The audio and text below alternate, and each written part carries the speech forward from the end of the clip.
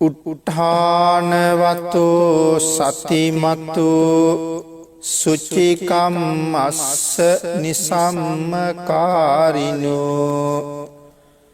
සංඤතස්සච ධම්ම ජීවිනෝ අපමත්තස්ස යසෝභි වඩ්ඩති.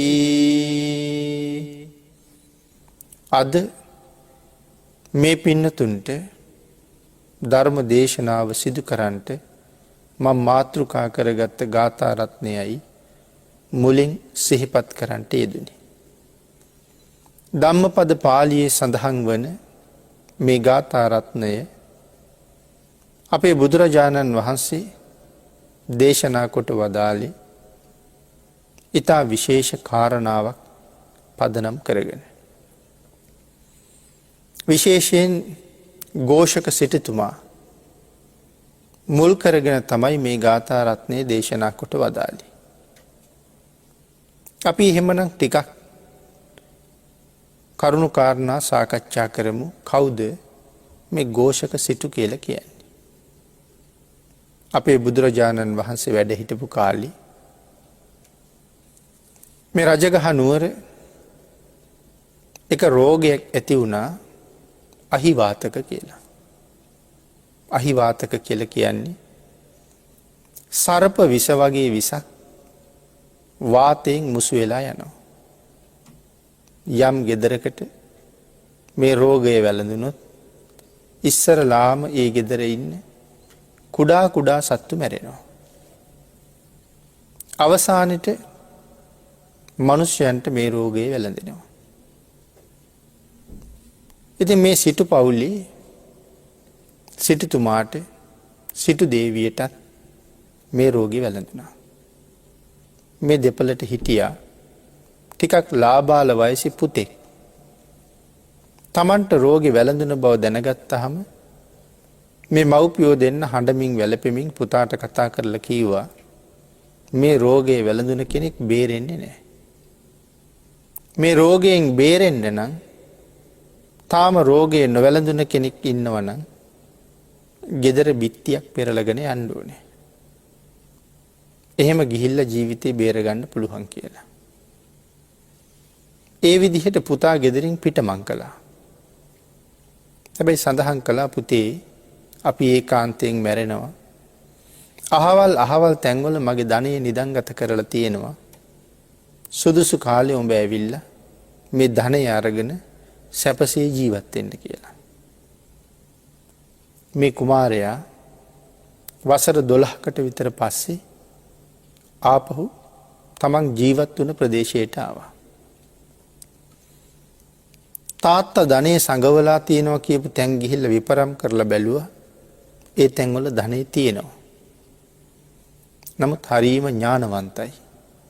කල්පනා කළා මම ගමෙන් ප්‍රදේශයෙන් යනකොට මම ඊටා ලාබාලයි. දැන් ශරීරයේ උස් මහත් වෙලා, රැවුල වැවිලා, කෙස් වැවිලා.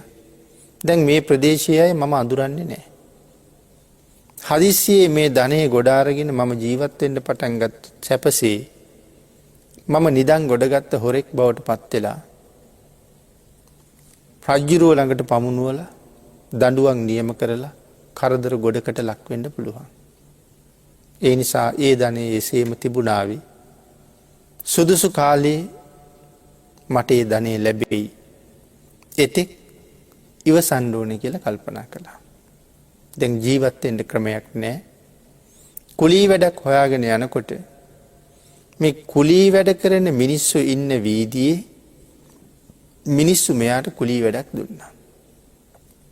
එතකොට මේ පුජ්‍යලයට කුලී වැඩක් දුන්නේ කුලීකාරයෝ. මොකද්ද වැඩේ? කුලියට වැඩ කරන මිනිස්සුන්ට පාන්දරම අවදි කරවන එක. ගැල් බඳින අයට ගැල් බඳින්න, උයන පිහින අයට උයන්න පිහින්න. තවත් නොයෙක් කර්මාන්තවල නිරත වෙලා ඉන්න අයට අවදි කරන්න තමයි තියෙන්නේ. ඒ වෙනුවෙන් කුලීකාරයෝ මෙයාට ඊටාම කුඩා නිවසක් දුන්නා. දැන් ඒකේ ජීවත් වෙමින් මෙයාට සුළු මුදලක් හම්බ වෙනවා පඩියක් හැටියට. ඒක ලබාගෙන කුලීකාරයන්ට අවදි කරමින් ජීවිකාව ගත කළා. කුලීකරුවන්ට උදේම මෙයා අවදි කරන්න කෑ ගහන්න හඬ බිම්බිසාර රජ්ජුරුවන්ට ඇහෙනවා. මේ ශබ්ද ශාස්ත්‍රය පිළිබඳව රජ්ජුරු මනා දැනුමක් තියෙන විශේෂඥයෙක්. එක එක්කෙනාගේ හඬ අනුව අනාවැකි කියන්න පුළුවන්. රජ්ජුරුව දවසක් සඳහන් කළා ඔය හඬ කාගෙද. ඔය හඬ ඇහෙන පුද්ගලයා කෑගහන පුද්ගලයා මහ ලොකු ධනපතියෙක් කියලා සඳහන් කළා.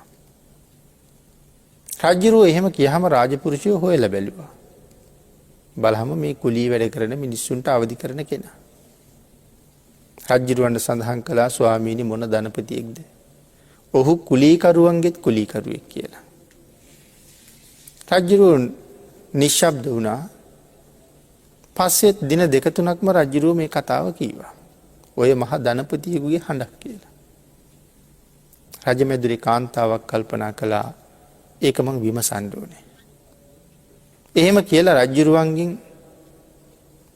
දහසක් මුදල් ඉල්ල ගත්තා. තමන්ගේ දුවත් ලෑස්ති කරගෙන කුලීකරුවන්ගේ වීදියට ගියා. කුලීකරුවන්ට කිව්වා අපි බොහෝම දුර ඉඳලා එන්නේ. දැන් හරි වෙහෙසයි. දින ගණනක් මග ගෙවාගෙන එනවා. අපිට නවාතැනක් දෙන්න බෑද කියලා.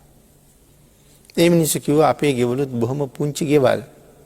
මේ ගෙවල් වල 7-8 දෙනා ඉන්නවා. තව කෙනෙකුට ඉඩක් දෙන්න කොහොමත් බෑ කියලා. අර කුම්භඝෝෂකගේ නිවස පෙන්නලා කිව්වා අර ගෙදර නම් ඉන්නේ එක්කෙනයි. තව දෙතුන් දෙනෙකුට ඉන්න බැරි කමක් නෑ එහි. එහාට ගිහින් කතා කළාම කිසි කැමැත්තක් නම් දැක්ුවේ නෑ. හැබැයි මේ දෙන්න බලෙන්ම වගේ නතර වුණා. නතර වෙලා පහුවදා කුම්භඝෝෂක කුලීකරුවන්ට අවදි කරන්න ගියා. මේ කාන්තාව ඔහුට කතා කරලා කියනවා පුතේ උයන්ඩ පිහන්න මොනවා හරි තියෙනවා නම් දෙන්න අපි උයලා පිහලා තියන්නම් කියලා. ඒකට කැමති වුණෙත් නෑ. නමුත් බලෙන්ම ඇවටිලි කරලා හාල් 3-5 ඉල්ලගත්තා. කුලීකරුවන්ට අවදි කරලා ඔහුත් වැඩවල නිරත වුණාට පස්සේ ඔහු දුන්න 3-5 ටික පසෙක තියලා කාන්තාව වෙළඳ පොළට ගිහිල්ලා අලුත් වළං අරගෙන වෙනත් රසවත් ආහාර පිළියෙල කරන්න අවශ්‍ය බඩු බාහිරාදියත් අරගෙන ගෙදර ඇවිල්ලා රජ්ජුරුවන්ට කෑම හදනවා වගේ ප්‍රණීත ආහාර වේලක් හැදුවා. ඒ ආහාර වළඳලා අර පුජ්‍යලයටත් ලොකු සතුටක්. මෙහෙම රසවත් ආහාර ලැබිලා තිබුණෙත් නැහැ. හැබැයි ඒ බව අරගොල්ලන්ට පෙන්වෙත් නැහැ. නමුත් කාන්තාව නැවත සඳහන් කළා පුතේ දින ගණනක්ම වෙහෙසිලා නිසා අපි තව දවස් දෙකක් ඉඳලා යන්නම් කියලා. මේ වෙලාවේ ලොකු අකමැත්තක් නැහැ. මොකද හොඳ කෑම වේලක් ලැබෙන නිසා. එහෙම දවස් කීපයක් කාලෙ ගෙවුණා. අර කාන්තාව එක දවසක් මොහු නිදාගන්න අර පැරණි බූරු ඇඳන්. එහෙම නැත්නම් ලණු වලින් වියලා තියෙන ඇඳේ ලණු දෙක තුන කපනවා. කුම්භඝෝෂක හැන්දෑවේ නිින්දට වැටුනහම අරකේ වැල් කැඩෙනවා. එතකොට බනිනකොට කියනවා මේ ගමේ ළමයි ඇවිල්ලා දවල් 30ෙම ඔය ඇඳී. ඉතින් ඒ ළමයි තමයි ඔය වැල් කඩලා තියෙන්නේ. ආපහු ගැට ගහලා දෙනවා. මෙහෙම දිනක් දෙකක් යනකොට ඒ වැල් ටික හොඳටම කැපුවා. එදා ඇඳේ ඉඳ ගන්නකොටම වැල් ටික කඩාගෙන බිම වැටුණා. ඒ වැටෙනකොට දන හිස් දෙක මූණේ නුණා. එදා නම් හොඳටම කේන්ති. නිදා ගන්න තැනක් ඇත්තෙම නෑ. ආයේ ගැට ගහන්න පුළුවන් කමකුත් නෑ. ඒ වෙලාවේ ඇය සඳහන් කළා පුතේ මේ රෑ මොනවා කරන්නද? ඇගේ දුවට කතා කරලා කිව්වා දුවේ මේ උඹේ අයියටත් නිදා ගන්න තැනක් දීපන් කියලා. ඇය ඇගේ පැදුරෙන් ඉඩක් ඔහුටත් දුන්නා. ඔවුන් අතර රාත්‍රියේ කාම සම්භෝගයක් ඇති වුණා. පහුවදා ඇය අඬන නිසා කරුණ විමසුවහම ඇය කාරණාව කීවා. අම්මා කියනවා කමක් නැහැ. උඹටත් විවාහ ජීවිතයක් තියෙන්න ඉපෙයි. එහෙනම් උඹලා දෙන්න විවාහ වෙන්නilla. විවාහ කරවලත් ටික දවසක් ගියා. අර කාන්තාව රජ්ජුරුවන්ට පණිවිඩයක් ඇරියා මහරජය. කුලීකරුවන්ගේ වීදියේ උත්සව කරන්න නියෝග කරන්න කියලා. රජුරු ඒ විදිහට නියෝග පැනෙව්වා. කුම්භඝෝෂක ගෙදර ආවම කිව්වා පුතේ රජුරු කුලීකරුවන්ගේ වීදියේ උත්සව පවත්වන්න කියලා. දැන් මුදල් ටිකක් ඕනේ. ඔහු කිව්වා මොන මුදල්ද? මොන උත්සවද? මේ යන්තම් හම්බෙන සොච්චම් මුදලෙන් ජීවත් වෙන්න කියලා. අර කාන්තාව කියනවා පුතේ රාජ ආඥාව. නායකට අරන් හරි උත්සවේ කරන්න ඕනේ. ණය පස්සේ ගෙවමු කියලා. ඔහු හිමීටම ගිහිල්ලා තාත්තා හංගවපු කහවණු වලින් කහවණු කීපයක් ගෙනල්ලා ඇයට දුන්නා. ඇය උත්සවයට අවශ්‍ය දේවල් තමන්ගේ මුදලින් සම්පූර්ණ කරලා අර කහවණු රජුරවන්ට යවනවා. මෙහෙම අවස්ථා කීපයක් කළා. එක දවසක් රාජපුරුෂයෝ මොහු අත්අඩංගුවට ගත්තා. අර කාන්තාව කෑ ගහලා රාජපුරුෂයන්ට බැනලා බෑනගේ නිර්දෝෂී බව කියලා අන්තිමට කියනවා කමක් නෑ පුතේ. රාජාඥාවනි රජමාලිගාවට යන්න අපිත් එන්නම් කියලා. මොහු රාජපුරුෂයොත් එක්ක පිටත් කරලා ඇය දුවත් එක වෙනත් පාරකින් ඉක්මනට රජමැදුරට ගිහිල්ලා වෙනද වගේ නාගෙන පිරිසිදු වෙලා අලුත් ඇඳුම් ඇඳගෙන ආභරණ පැළඳගෙන රාජමාලිගාවේ හිටියා. රජුරුව මේ කැඳවපු පුරුෂයාගෙන් ඇහුවා මේ තරම් ධනයක් සංගවලා තියාගෙන ඇයි ওই විදිහට ජීවත් වෙන්නේ කියලා. මොහු බැගෑපත් වෙලා කිව්වා මහරජය ධනයක් තියෙනවා නම් මං කුලී වැඩ කරන්නේ කියලා.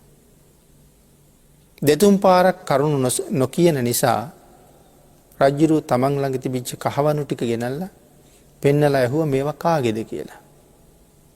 ඔහුට කට උත්තර නැතුව ගියා. වටපිට බැලුවා. බලහම දැක්කා අම්මයි දුවයි දෙන්නත් රජමැදුරේ හොඳට ඇඳලා පැළඳලා ඉන්නවා. ඔහු කල්පනා කළා මේ කාන්තාවගේ උපායට මං අහු වුණා. දැන් මට පිළිසරණක් නැහැ.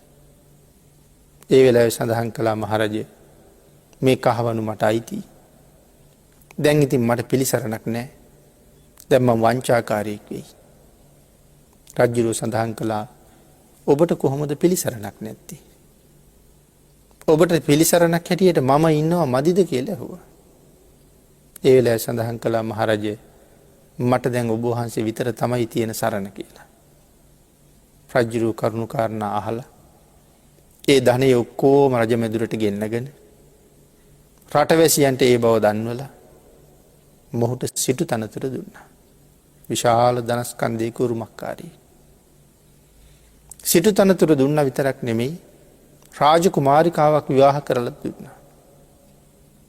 සිටු මාලිගාවක් තනලා දුන්නා. එක දවසක් බිම්බිසාර රජුරු භාග්‍යතුන් වහන්සේ මුණ ගැහෙන්න යන වෙලාවේ මේ පුද්ගලයාත් එක්කරගෙන ගිහිල්ලා බුදුරජාණන් වහන්සේ මුණ ගැස්සවලා මොහුගේ ගුණය භාග්‍යතුන් වහන්සේට ප්‍රකාශ කළා. මේ තරම් ධනයක් සංගවගෙනත් නිහතමානීව කටයුතු කරපු හැටි. ආන්ගේ කාරණාව රජුරු සඳහන් කළාට පස්සේ තමයි මෙන්න මේ ගාථා රත්නය අපේ බුදුරජාණන් වහන්සේ දේශනා කොට වදාළේ. ඒ නිසා මෙහි සඳහන් කළා යසස කීර්තිය මනාව වැඩෙන පුජ්‍යලයන්ගේ හැබෑ ස්වභාවය පිළිබඳවයි මේ ගාථාවේ සඳහන් කරන්නේ. ගාථා රත්නයේ සඳහන් වන ධර්ම කාරණාවත් මේ උදාහරණයත් එක්ක අපි සාකච්ඡා කරමු. උට්ටාන වතෝ සතිමතු. පින්නතනි මෙතන උට්ටාන වතු. යසස ලබන්න නම් කීර්තිය ප්‍රශංසාව ලබන්න නම් ලබාගත් ජීවිතයේ ජයග්‍රහණය කරන්න නම් ඒ ජීවිතයට උතුම් සාධාරණයක් ඉෂ්ට කරන්න නම් මේ ගතිගුණ ටික අපි ගාව තියෙන්න ඕනේ. පළමුවෙන් සඳහන් කළේ උට්ටානවතු. උත්සාහ සම්පත්තිය තියෙන්න ඕනේ. උත්සාහයක් නැති කිසි කෙනෙක් මේ ලෝකේ ලෞකික වශයෙන්වත් ලෝකෝත්තර වශයෙන්වත් දියුණුවක් ලැබුවේ නැහැ. ලෞකික ලෝකෝත්තර දෙපාර්ශ්වයේම දියුණුවක් ලැබුවා නම් ඒ ඊතා වීර්යවන්ත පුජ්‍යලෙක්. ඒ ඊතා උත්සාහවන්ත පුජ්‍යලෙක්. ඒ නිසා උට්ටානවතු උත්සාහය පිළිබඳව කරුණු ධර්මයේ තුල බොහෝසේ ගැඹුරින් පැහැදිලි කරලා තියෙනවා. පිළිතුරේ මෙතන සඳහන් කරාම ඉස්සරලාම තමන්ගාව තියෙන මේ කම්මැලිකම හැම කෙනෙක්ම නැති කරන්න ඕනේ. ඒ උදේ අවදි වෙන තැන ඉඳලම පවත්වන්න ඕනේ. ඒ නිසා සඳහන් කළා උදේම අවදි වෙන්න ඕනේ කියලා. දහවල් වෙනකන් නිදාගන්න පුද්ගලයෙකුගේ ජීවිතය හරි අසාර්ථක ජීවිතයක්. ලැබිච්ච ජීවිතයෙන් ප්‍රයෝජන ගන්න බැරි වෙච්ච කෙනෙක්. සාමාන්‍ය කෙනෙක් දවසකට පැය 8ක් විතර නිදා ගන්නව වුණා. අවුරුදු 60ක් විතර ඔහු ජීවත් වෙනවා නම් දවසකට පැය 8ක් නිදිනවා නම් අවදියෙන් ජීවත් වෙලා තියෙන්නේ අවුරුදු 30ක් විතර. ඊටු 30ම නිදියලා තියෙන්නේ. නින්ද කියන්නේ ජීවිතේ වඳ බව. කිසිම දෙයක් කරගන්න බැරි, කිසිම ප්‍රයෝජනයක් ගත්තේ නැති, කිසිම ලාභයක් ලැබුවේ නැති කාලයක් තමයි නින්ද කියලා කියන්නේ. බුද්ධ ආදී මහෝත්තමයන් වහන්සේලා නින්ද ඊටාම ප්‍රතික්ෂේප කරලායි තියෙන්නේ. අගේ කරන්නේ නැහැ නින්ද පිළිබඳව. මේ ජීවිතේ හම්බුනේ ඊටාම කලාතුරකින්. මනුස්ස ජීවිතයක වටිනකම, මනුස්ස ජීවිතයක් ලබන්න තියෙන අපහසුකම මනාව දැනගත්ත පුද්ගලයා මේ කෙටි ජීවිතය නින්දට බාර දෙන්නේ නැහැ කියන බවයි සඳහන් කරන්න ඕනේ. මේ අවස්ථාවත් අපිට ලැබුණේ හරියට මහ සැඩපහරක ගිලිලා යන පුද්ගලයෙක්. ඒ සැඩපහරෙන් බේරෙන්නමයි දඟලන්නේ. නමුත් සැඩපහරට අහු වුණ ඔහුට උඩට එන්න විදිහක් නැහැ. හදිසියේම යන්තමට සැඩපහරෙන් උඩට හිස නගා ගන්න පුළුවන් වුණොත් ඔහු බේරෙන්න මොකක් හරි අල්ලගන්න තමයි වටපිට බලන්නේ. ඒ වෙනුවෙන්ම තමයි දඟලන්නේ නැවත ගිලෙන්න කලින්. සංසාරේ නැමැති සැඩපහරේ අපිත් ගහගෙන යනවා. අති දීර්ඝ කාලයක් තිස්සේ ගහගෙන යනවා. ඒ ගහගෙන යන සැඩපහරේ අපායවල වල ඉපදුනා, තිරිසන් ලෝකවල ඉපදුනා, අති දීර්ඝ ආයුෂ. නිරේ ඊටාම දීර්ඝ ආයුෂ. තිරිසන් ලෝකේ ඒ තරම් ආයුෂ දීර්ඝ නැති බව අපි දන්නවා. නමුත් පින්නතුනි තිරිසන් වෙලා ඉපදුණු ආය සුගතිගාමී ජීවිතයක් ලබනවා කියන එක පහසු නෑ. පින් කරන තිරිසන්නු කොහෙවත් අපි දකින්නේ නෑ. හැම තිරිසනෙක්ම වගේ වැඩි වැඩියෙන් පවුම කරගන්නවා. ඒ නිසා නැවත නැවත දුක්ඛිත නිරේවල් වලම ගැලෙනවා. ඒ නිසා ඊටාම භයානකයි. പ്രേත ලෝකෙත් සමහරලාට අවුරුදු කෝටි ප්‍රකෝටි ගණන් අවශ්‍යයි. කල්ප ගණන් දුක් විඳින പ്രേතයෝ ගැනත් සඳහන් වෙනවා. ඉතින් ඒ වාගේ සංසාරික තමයි අපි මේ ජීවත් වෙන්නේ. ආන්ගේ සසරින් ගොඩ යන්න නම් අපායේ ඉපදිලා පින් කරන්න බෑ. තිරිසන් වෙලා, പ്രേත වෙලා, අසුර වෙලා පින් කරන්න බෑ. කුසල් රැස් කරලා මේ සැඩපහරෙන් ගොඩට යනවා නම් ඒකට හොඳම තැන තමයි මනුස්ස ජීවිතය. එහෙනම් අපිට මේ හම්බෙලා තියෙන ජීවිතේ කොයිතරම් වටිනවද? ඒක එහෙමනම් මේ වගේ නිර්පරාදී තැන් තැන් වල ගෙවලා දාන්න, නින්දෙන් ගෙවලා දාන්න තියෙන ජීවිතයක් නෙමෙයි.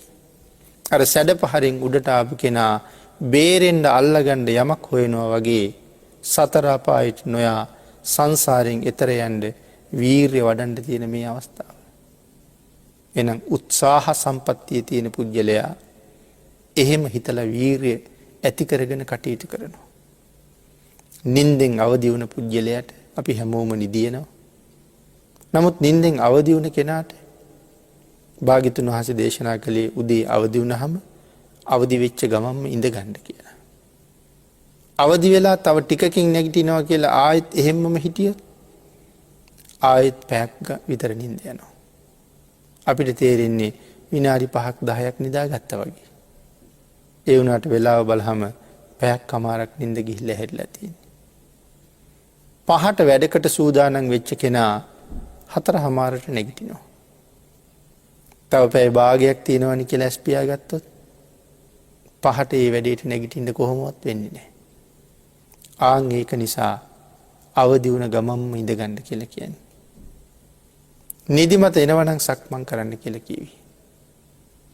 එහෙම නිින්ද යටපත් කරගෙන කුසල් වඩන්න ලෞකික ලෝකෝත්තර දියුණුව වෙනුවෙන් කටයුතු කරන්න උත්සාහ කරන්න. උට්ටාන සම්පදා. සංසාරයෙන් එතර ගියපු මහරහතන් වහන්සේලා මොන තරම් වීර්ය වැඩුවද ඒ උතුම් තැනට එන්න. සතර අපායෙන් මිදුන සෝවාන් ආර්ය මාර්ගය වගේ ලබාගත්ත උත්තමයෝ ඒ උතුම් තැන්වලට එන්න මොන තරම් කැපකිරීම කළාද. ලෞතරා බුද්ධ රාජ්‍ය මුදුන්පත් කරගන්න මහබෝසතාණන් වහන්සේ කොයි තරම් කැපකිරීම කළාද. පිනතුනි ඒ වාගේ සසරින් මිදිලත් මේ නින්ද ඊටාම හීන දෙයක් හැටියට දැකපු මහෞත්තමයන් වහන්සේලා පිළිබඳව මේ ශාසනය සඳහන් වෙනවා. අපේ සැරියුත් මහරහතන් වහන්සේ වසර 40 ගණනක් සතපුනේ නෑ කියලා සඳහන් කරන්නේ. උන්වහන්සේට අවදියෙන් ඉඳලා තව සම්පූර්ණ කරගන්න දෙයක් තියෙනවද? එහෙම නැතත් උන්වහන්සේ අවදියෙන්ම ඉඳලා තියෙනවා.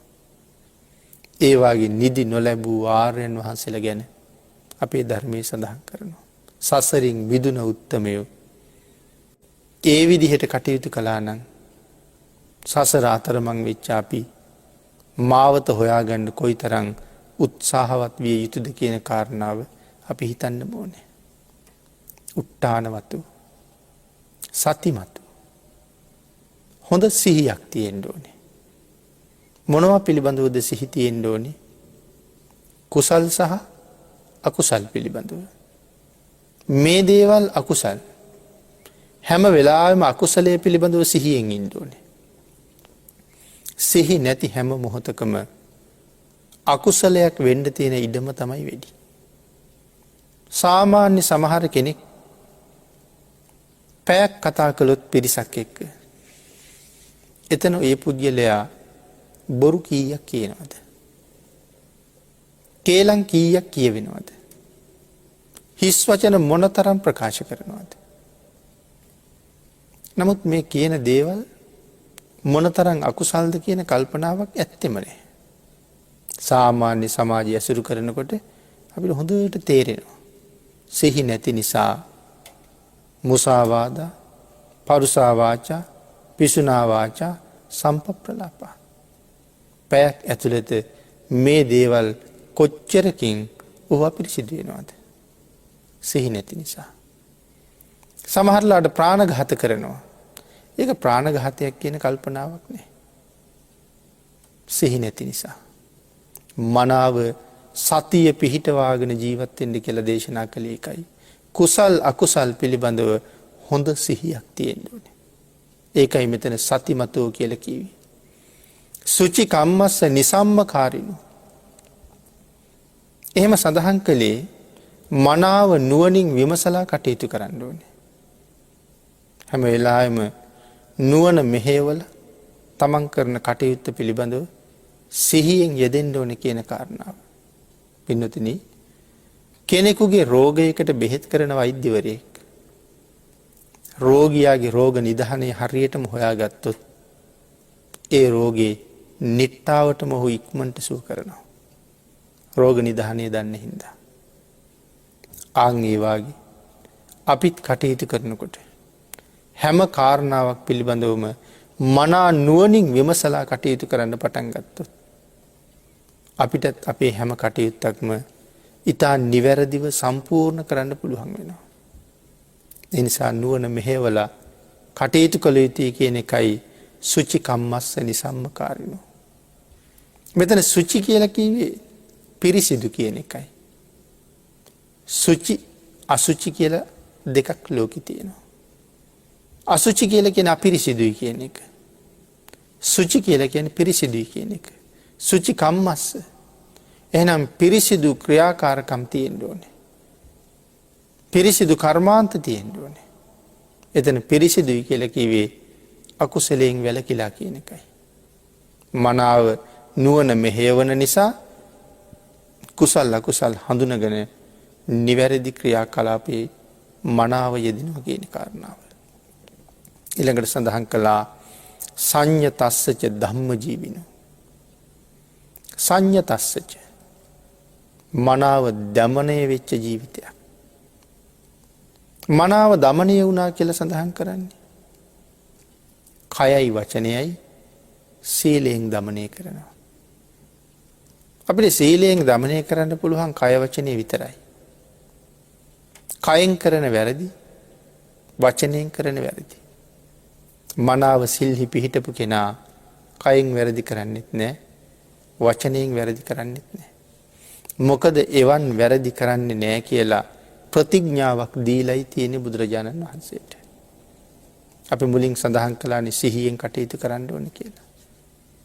එහෙම සිහි නොතිබුණ හම කවුරු ළඟද ප්‍රතිඥ්ඥාව දුන්න කියන එකවත් සිහිනෑ. භාග්‍යතුන් වහන්සේටයි පොරොන්දු වෙලා තියෙන්නේ ප්‍රාණඝාත කරන්නේ කියලා.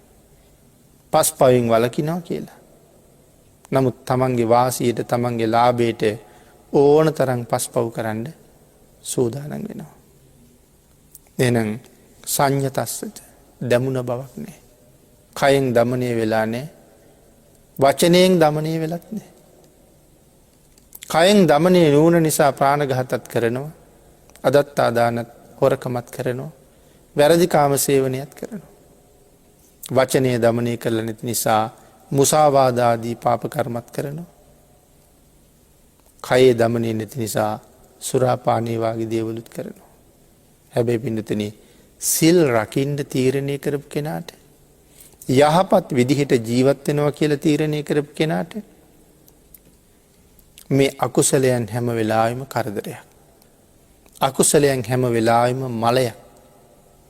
මලයක් යම් තැනක බැඳිලන ඒ බැඳුන දේ විනාශ කරලා දානවා. මලකඩ බැඳුන හම මලකඩ බැඳුන දේවල් ඉක්මට මලකඩ විසින් විනාශ කරනවා.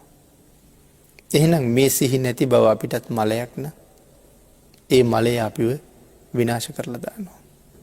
ආං එහෙනම් ප්‍රාණඝාතයෙන් වලකින්ට නිරන්තරයෙන් උත්සාහ කරන කෙනාට ප්‍රාණඝාත වෙන්ඩ තියෙන අවස්ථා එළඹෙනකොට එක හරි කරදරයක් වෙනවා. අපි කියමු අපි දිවි හිමියෙන් ප්‍රාණඝාතයෙන් වලකින්ට පොරොන්දු වෙලා උත්සාහ කරලා සිල්පදේ ගරු කරගෙන ජීවත්වෙනවා. නිරන්තරයෙන් සමහරලාට අපි වැඩ කරන තැන්වලට කූඹිවාගේ සත්තු වෙනවා. මනාව සිහියෙන් ඉන්ඩ උත්සාහ කරන කෙන. සීලයේ මනාව රැකගණ්ඩ උත්සාහ කරන කෙන. ඒ අවස්ථාවට හරි අකමැති. මේ කූඹි එන එක නවත්ත ගණ්ඩ තමයි ඕනෙම. ඒ පුද්ගලයට. අනික් කෙනෙකුට ඒක බාධාවක් නෑ. රෙදි කැල්ලක් කරගෙන පිහල දාන්න පුළුවන්. හැබැයි ඔහුට කල්පනාවක් නෑ රෙදි කෑල්ලෙන් පිහිනකොට මේ අයි කොච්චර මැරයිද කියලා. නමුත් සිල් රකින්ඩ උත්සාහ කරන කෙන රෙදි කෑල්ලින් පිසිය යුතු වනාට හරි අකමැති බයයි රෙදි කෑල්ලට මැරයිද කියලා. එතකොට ඔන්න කය දමනය කරගණ්ඩ සූදානන් කෙනාට ඒ සත්තු නිතරම එන එක කරදරයක්. එනම් ඒවාගේ හැමදේම ගැන හිතල බලන්ඩු. සිල් රකින්ඩ හදන කෙනාට සිල් කැඩින්ඩ අවස්ථාවක් කෙනවන ඒ කරදරය. නිතරම ගෙදරට සරපියෝයනවා. හැම වෙලාම අල්ලලාගෙන හිල්ල දානවා. ගෙනහිල්ල දාණ්ඩ දාණ්ඩ අයනවා. ඉතින් ආය නොෙන්ඩ නං මරන්ඩ ඕන කියල හිතෙනවා.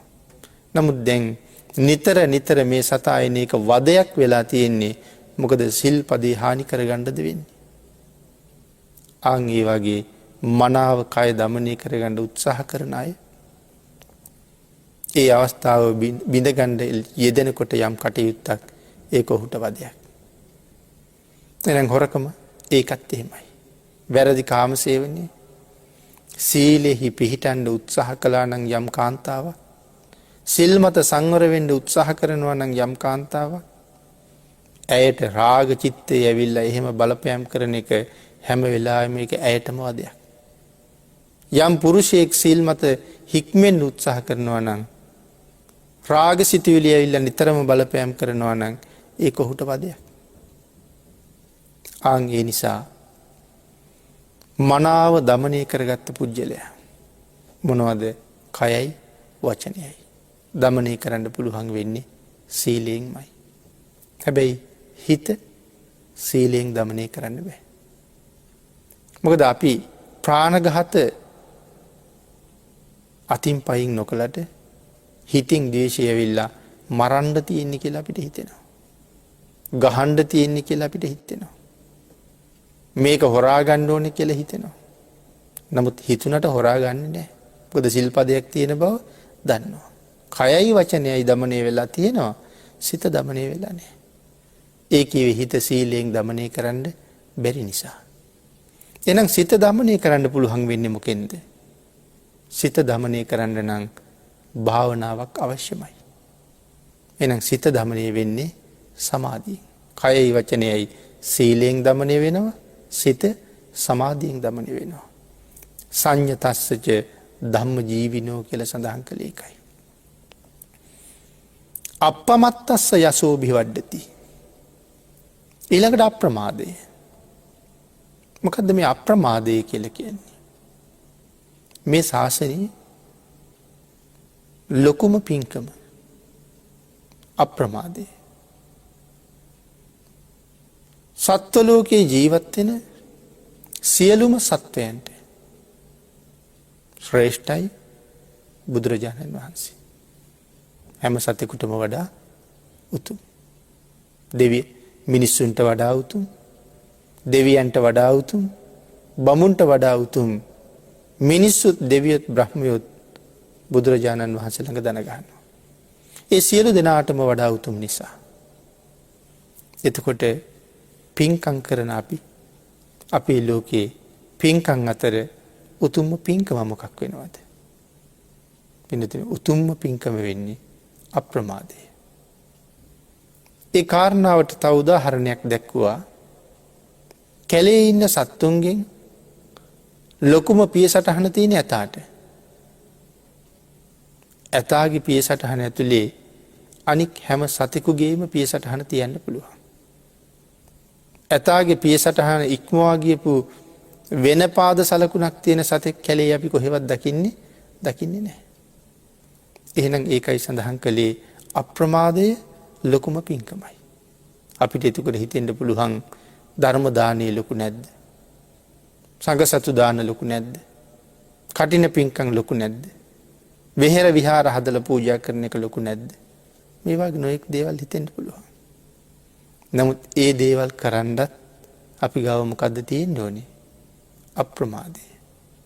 අප්‍රමාදී පුද්ගලයාට තමයි හැම පින්කමක්ම මුදුන්පත් කරගන්න පුළුවන් වෙන්නේ. ඒකයි අප්‍රමාදය සියලු පින්කම් අභිබෝලා ජය ගන්නවා කියලා සඳහන් කරන්නේ. ප්‍රමාදී පුද්ගලයෙක් මුළු සංසාරෙම ප්‍රමාදයි. අප්‍රමාදී පුද්ගලයා මේ සංසාරේ දිනනවමයි. ඒ නිසා සඳහන් කළා අප්පමත්තස්ස යසෝ බිවඩ්ඩති. යමෙක් අප්‍රමාදීව කටයුතු කරනවා නම් ඔහුගේ යසස මනාව වැඩෙනවා කියලා. මොකද්ද මෙතන යසස කියලා සඳහන් කළේ? පින්නතුනි, කීර්තිය, ප්‍රශංසාව මෙතන යසස කියලා සඳහන් කළා. ආන්ගේ යසස මනාව වැඩුණ පුජ්‍යලයා එලොව මෙලොව දෙකම දියුණුවට පත් කරගත්ත පුජ්‍යලේ. ඒ නිසා මනාව උත්සාහයක් තියෙන්න ඕනේ. වීරිය තියෙන්න ඕනේ.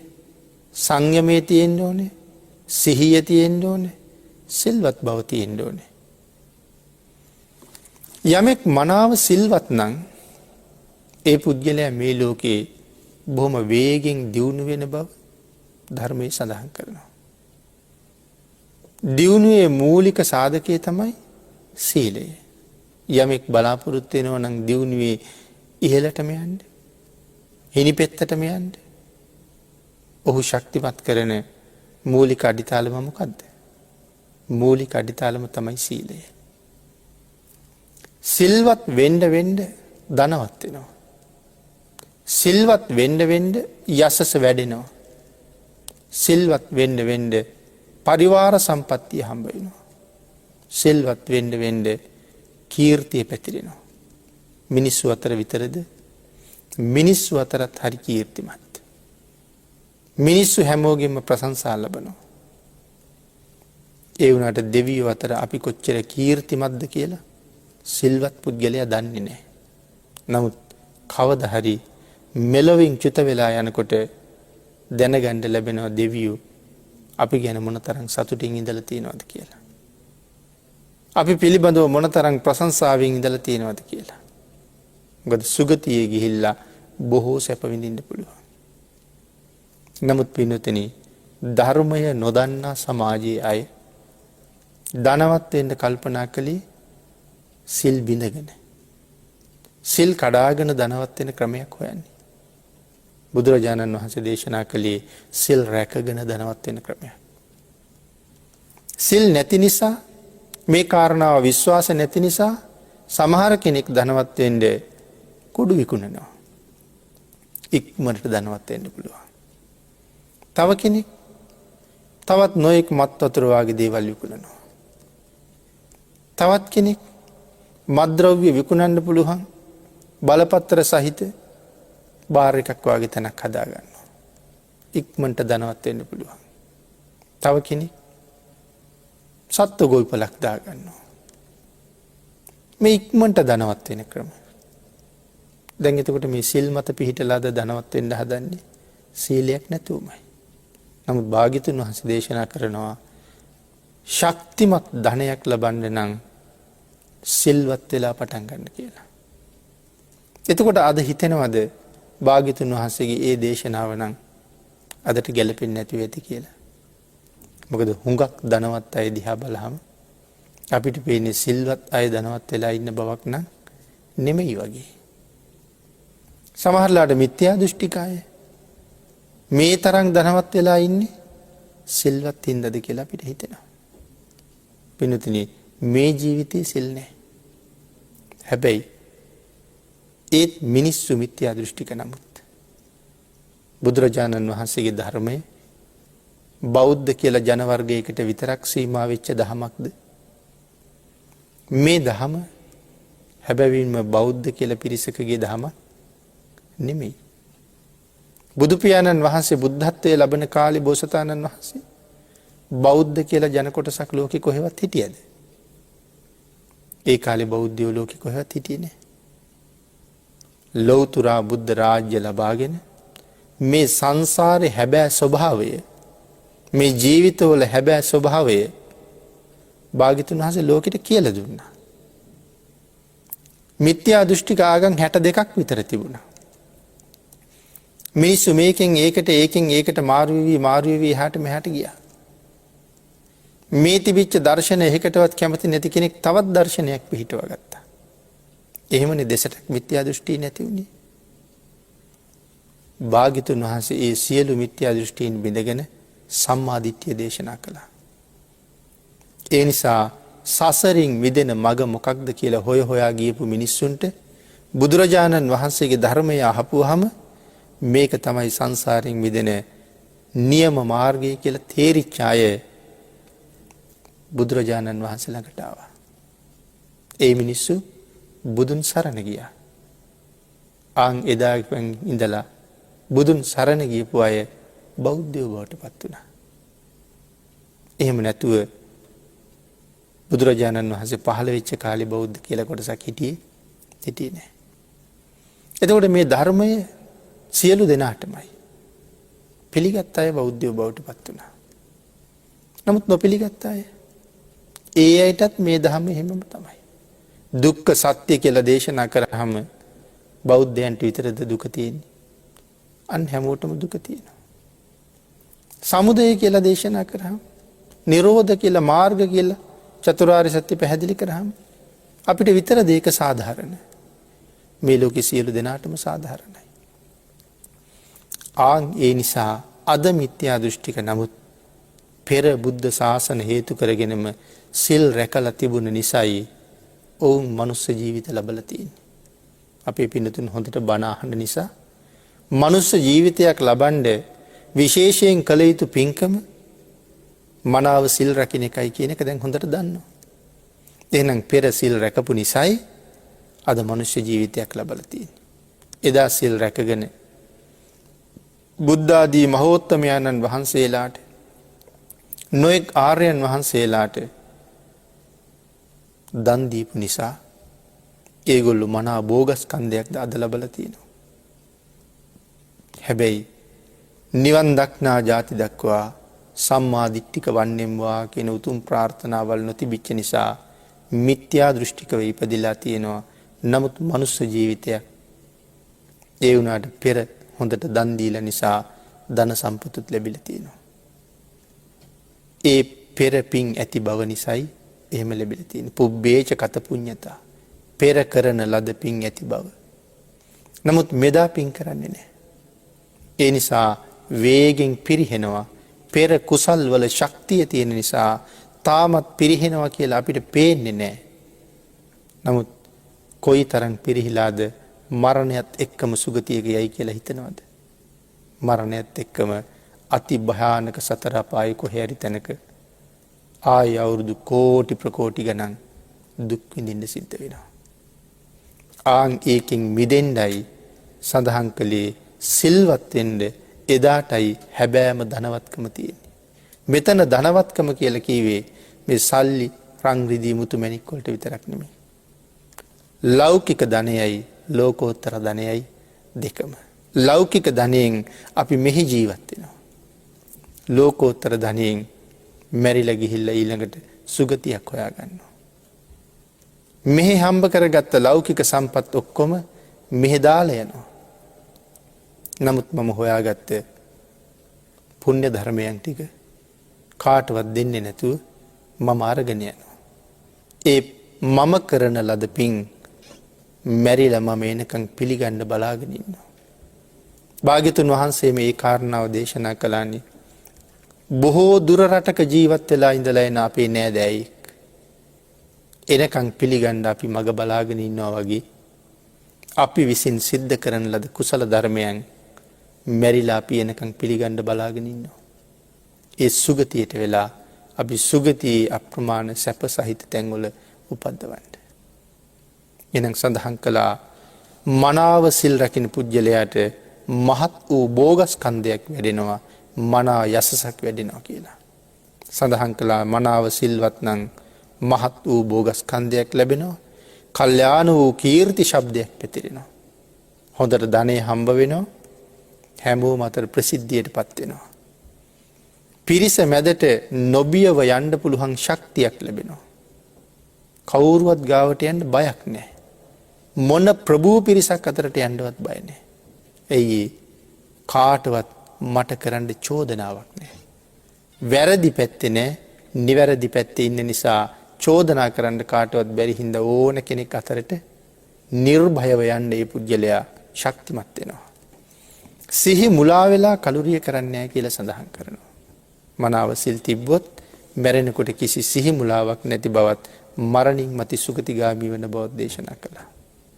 එහෙමනම් ගාථා රත්නයේ සඳහන් කළේ යසස වැඩෙන පුජ්‍යලයා.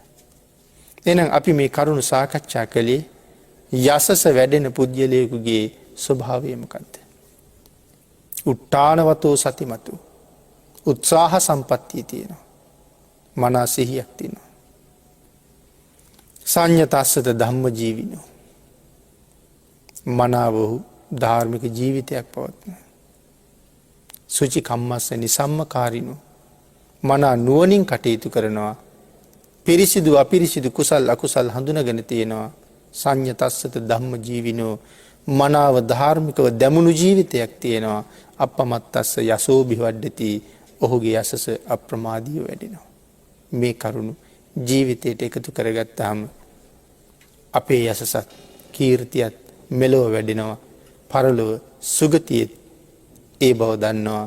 මෙලොව පරලොව සුවපත් කරගෙන ප්‍රාර්ථනා කරන බෝධියෙන් අමා මහ නිවනින් සැනසීම ලබන්නත් මග මනාව පිළියෙල කරගන්න ශක්තිය ලැබෙනවා. එවන් මගක් සකස් කරගෙන ලබාගත් ශ්‍රේෂ්ඨ මනුෂ්‍ය ජීවිතයේ අර්ථය සම්පූර්ණ කරගන්න තුනුරුවන්ගේ අනන්ත ආශිර්වාදයෙන් ශක්තිය, ධෛර්යය, භාග්‍ය, වාසනාව උදා වේවා කියලා ප්‍රාර්ථනා කරමු.